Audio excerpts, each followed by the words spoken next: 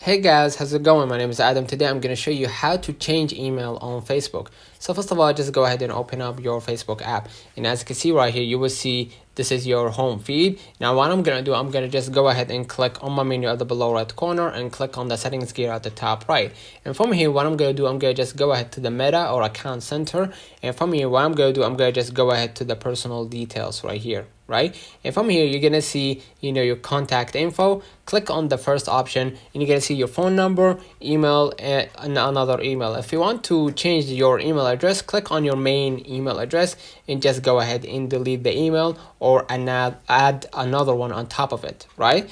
But if you want to delete it, just go ahead and click delete. And basically what you're going to do, you're going to just add a new email or a phone number. Just go ahead and add it. And basically you're going to just enter the email address and you're going to link it to one of your accounts on Meta, right? Whether it was Facebook or Instagram.